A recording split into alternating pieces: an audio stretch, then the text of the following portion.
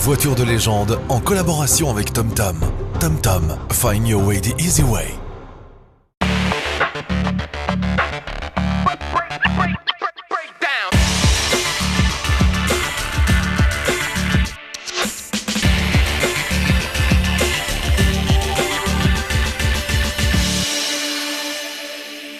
Bonjour et bienvenue à Monaco pour cette émission spéciale Voiture de légende consacrée au National Classic Tour, un grand classique de la rentrée comme d'habitude, qui cette année ralliait Bruxelles à la Principauté. Alors Alain Lopez, qui est le traceur, le roadbook de ce National Classic depuis toujours, pourquoi ces changements de direction? On était à Biarritz l'an dernier, on va dans le sud-est cette année, c'est pour varier les plaisirs? Tout à fait, on alterne en fait avec l'organisateur, il souhaite d'habitude c'était Saint-Tropez, mais une autre fois nous sommes allés à La Baule, ensuite nous sommes revenus à Saint-Tropez, puis Biarritz, et maintenant on revient à la place de Saint-Tropez ici à Monaco, parce qu'évidemment on souhaite également qu'il y ait d'autres destinations pour faire découvrir d'autres régions à toutes ces personnes qui roulent dans ces magnifiques voitures.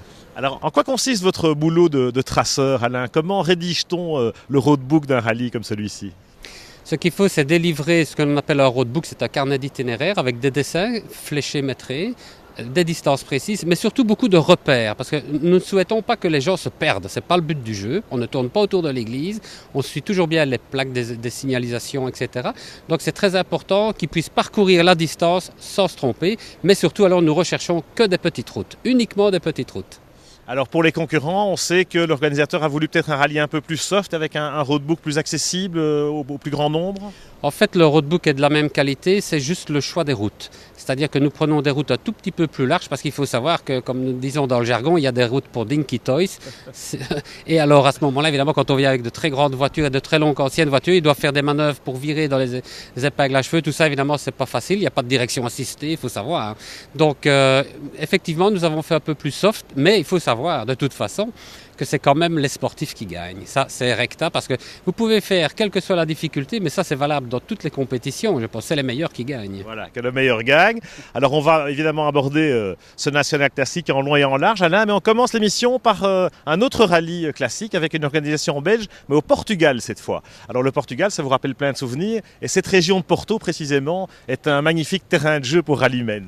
Tout à fait, je pense que l'organisateur a choisi Porto comme centre et ils vont travailler un petit peu en trêve parce que là il y a une telle possibilité de route, c'est tellement varié, en plus ils auront une belle arrière-saison je l'espère et ma foi ça doit être quelque chose de très amusant à faire. Eh bien on va voir ça, c'est parti, direction Porto.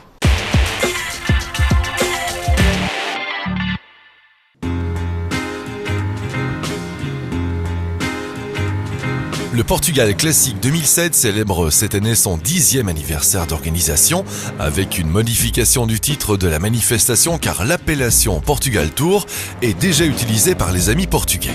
Donc nouveau nom, nouveau logo, mais un team d'organisation toujours identique, Linda Martens, Robert Orif, Pierre Barret et toute une équipe qui vont mettre les petits plats dans les grands pour faire vivre une édition passionnante, le tout dans l'atmosphère conviviale et festive, digne d'anniversaires fastueux.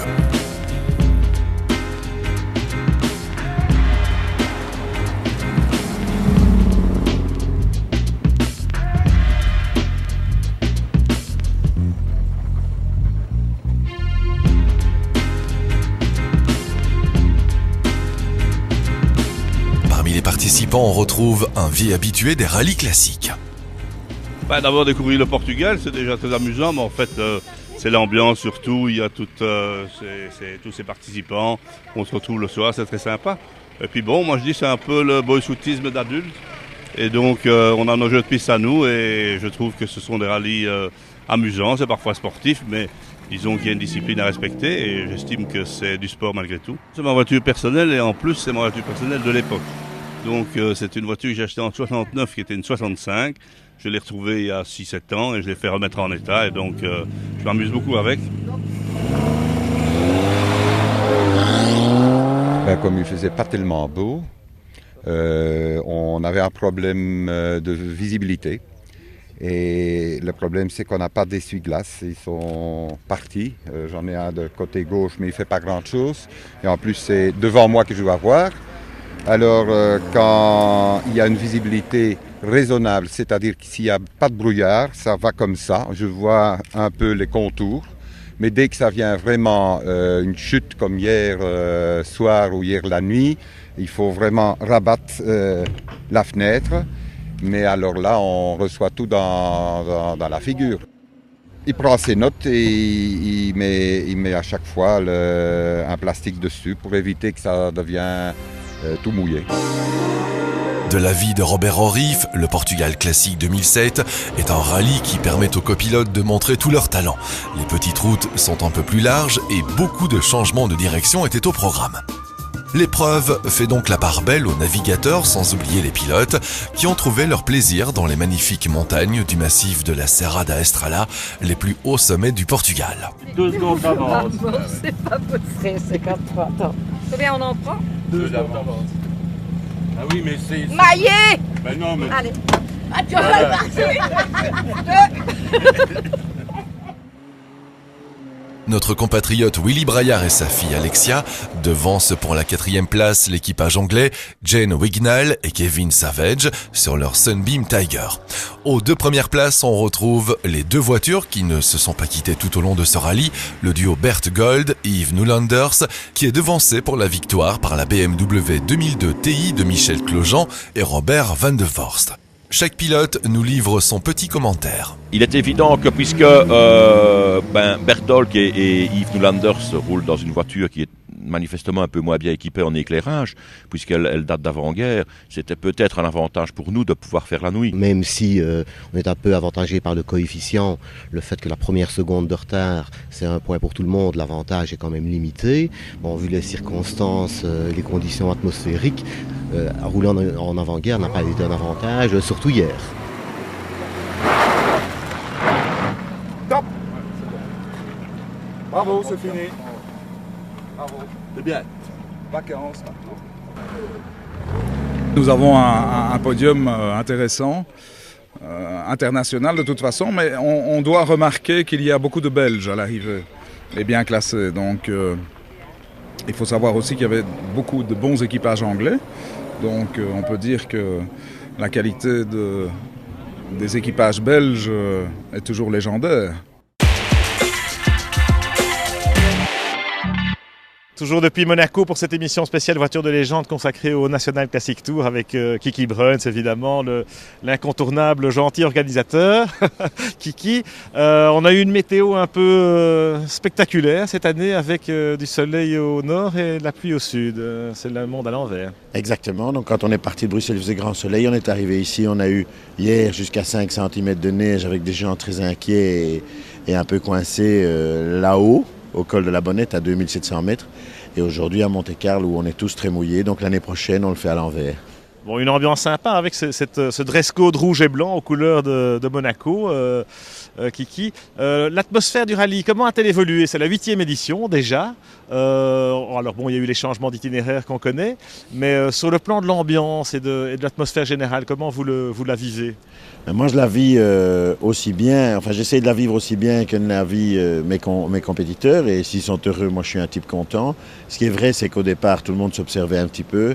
Il y en a là-dedans, il s'est créé des amitiés, j'ai un taux de fidélisation qui est assez important. Et pour finir, c'est devenu un mini-club, je vais le dire comme ça, et c'est assez sympa parce que tout le monde s'entend bien, l'esprit de compétition reste encore, même s'ils sont très amis, ils ont envie de battre l'autre. Donc, ce qui veut dire que c'est quelque chose d'un peu particulier, mais pour finir, très enrichissant pour tout le monde. On peut parler de communauté du National Classic, alors l'avenir c'est quoi? Non, alors, si vous appelez ça la communauté du National Classic, vous pouvez, moi je suis trop modeste que pour croire ça. En ce qui concerne l'avenir, je crois qu'on va rester sur des canevas de ce style-ci, c'est-à-dire qui ont l'air un peu plus soft, qui ne le sont pas vraiment, mais qui permettent à tout le monde de jouir des plaisirs de la voiture ancienne sur des routes exceptionnelles, quand on voit le paysage, parce que quand le brouillard ferme son rideau, c'est pas la même chose, et qui permet à tout le monde encore également de faire des classements. Et donc c'est ça le but, c'est de la compétition, mais d'une manière détendue.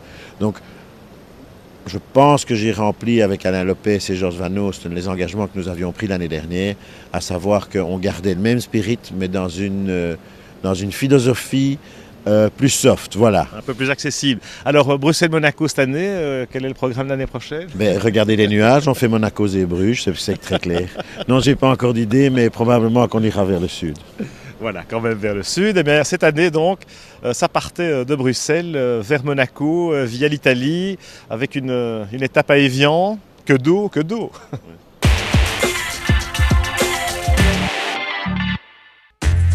Ils étaient 70 à prendre le départ de Bruxelles vers le sud de la France, un national classique nouveau look qui débutait au départ de la toute nouvelle installation de BMW Brussels sous un soleil d'automne, ingrédient indispensable à la réussite d'un événement en Belgique. En effet, les organisateurs avaient travaillé sur la base d'un nouveau cahier des charges qui se caractérisait par un tracé plus souple et moins stressant, mais permettant néanmoins de profiter non seulement des qualités d'un parcours, mais aussi de garder un caractère suffisamment sportif à ce périple. Tout est changé, en tout cas le départ. Il y a un truc qui n'est pas changé, c'est le soleil. Là, j'avoue qu'on est béni des dieux depuis 8 ans. La destination est changée aussi. On va à Monaco, mais il y a un truc qui ne change pas, c'est qu'on arrive au bord de l'eau. Pratiquement une route de l'eau, puisqu'on passe à Évian et à Vittel. Enfin, d'abord à Vittel et puis à Évian, après avoir fait escale à Luxembourg, pour faire un petit passage en Italie, dans les Alpes, du côté de Sestrières, et descendre comme ça sur la côte à Monaco en 5 jours. Une fois de plus, cette 8e édition montrait un plateau riche de très belles machines, spécialement affûtées à ce type d'exercice. Les BMW 328 et 327 d'avant-guerre emmenaient le groupe 1, voiture construite avant 1950, dans lequel côtoyaient Alvis Speed, Lagonda M40, Alfa Romeo, Pescara et Bentley MK6. Le groupe 2 se caractérisait par une colonie de Porsche 356, voiture bien facile à conduire sur ce type de parcours, même si son manque de puissance l'handicape souvent en montagne. Quelques américaines également au pédigré historiquement chargé, et puis les traditionnelles anglaises promenaient leur British Racing Green ou encore leur musique si spécifique et, bien entendu, une poignée d'italiennes rouges à grosse cylindrée.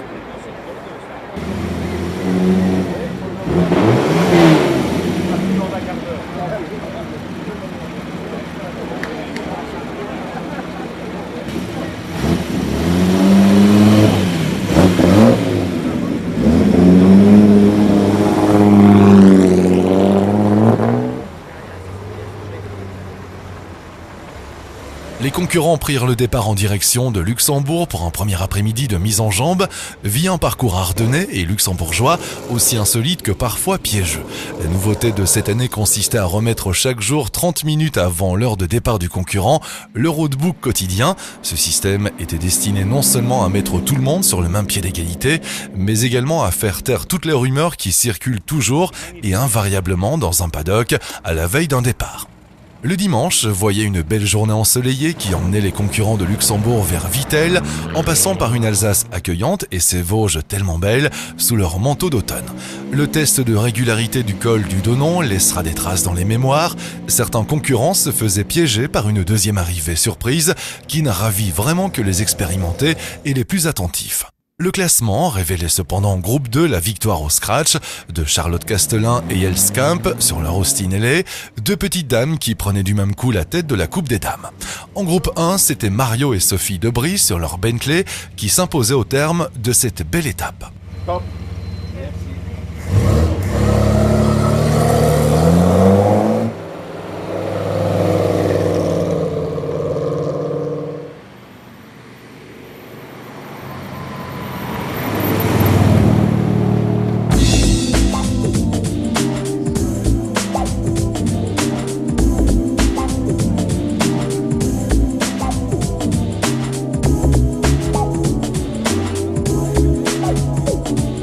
Un départ de Vittel, toujours sous le soleil, offrait une liaison extraordinairement belle vers les petites bourgades situées aux portes du Jura.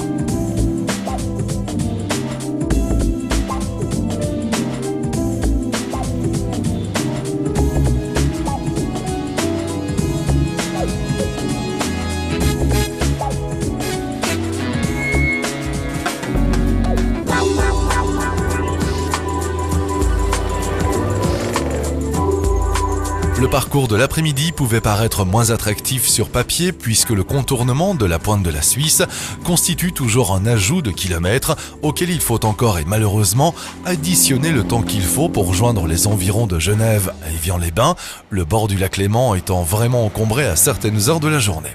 Alain Lopez avait cependant dégoté une petite route superbe qui permit non seulement d'éviter le gros des encombrements, mais aussi de confirmer à ceux qui en douteraient encore que cet endroit fait sans doute partie des plus beaux d'Europe.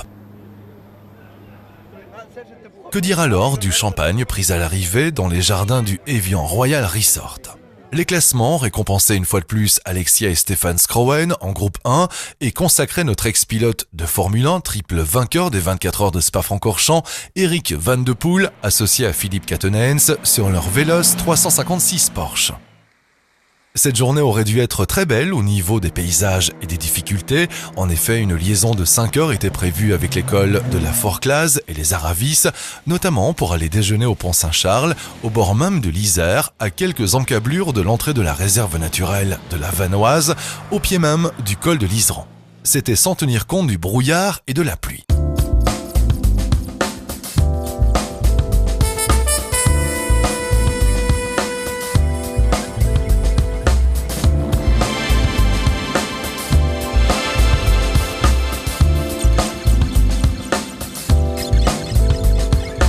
La frustration de l'organisateur était réelle avant le déjeuner, tant le soin avait été mis à aménager un endroit de lunch dans un site exceptionnel, la vue permettant presque de toucher les neiges éternelles.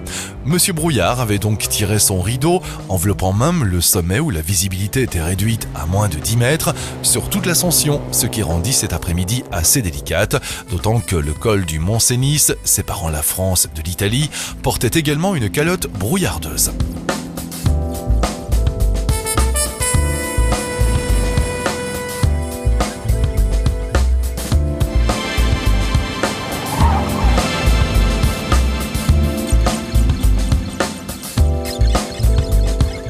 Le jour suivant commençait merveilleusement sous le soleil italien et très vite les conditions climatiques envahirent les Alpes de Haute-Provence à une vitesse incontrôlable, créant une situation quasi ingérable. En moins de 20 minutes, la cime de la Bonnette, culminant à 2802 mètres, ensoleillée jusqu'alors, se voyait enfuie dans une tempête de neige, recouvrant la pente de 18% de quelques centimètres de neige fraîche, en moins de temps qu'il ne faut pour le dire. Un chocolat chaud, ça m'arrangerait bien. Plusieurs concurrents s'y trouvèrent prisonniers quelques longues minutes, voire quelques heures pour certains, l'organisateur essayant vainement de faire sortir un chasse-neige à l'heure du lunch.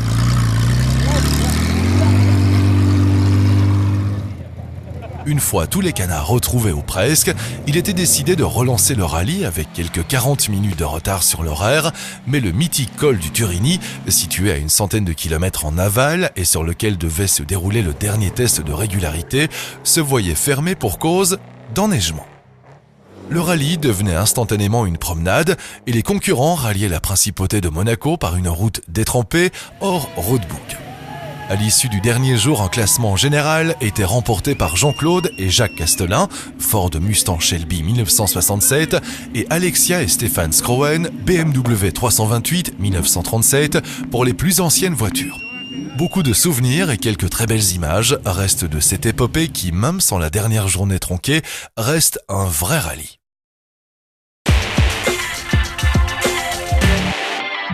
Un national classique très mouvementé cette année avec cette météo capricieuse dans le sud. Nous sommes avec des lauréats, Stéphane et Alexia Schroen, qui ont gagné en catégorie 1 avec leur magnifique BMW 328. Le choix de la voiture, Stéphane, c'est une voiture qui vous appartient ? Oui, on roule toujours avec la 328. C'est une voiture très rapide, très compétitive. C'est vrai, et qui était déjà très, très moderne, même avant la guerre. Alexia, parlez-nous de cette édition, cette 8e édition du National Classic.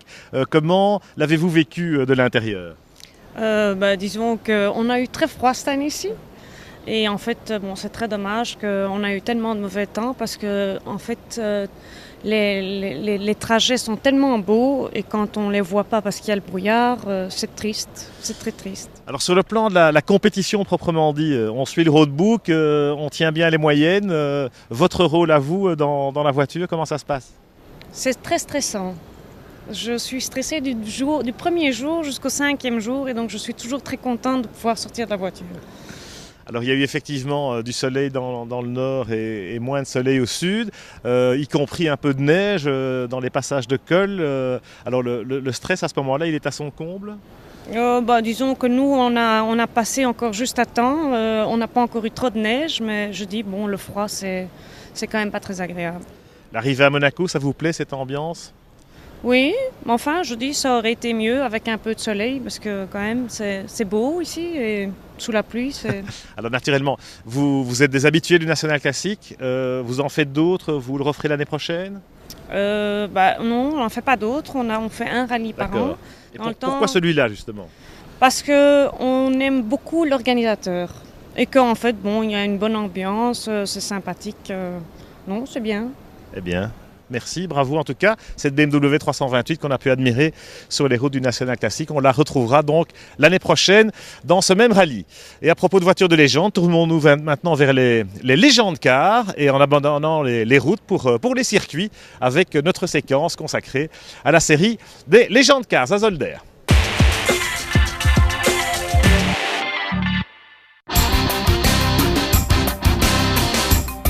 Les 24 heures de Zolder.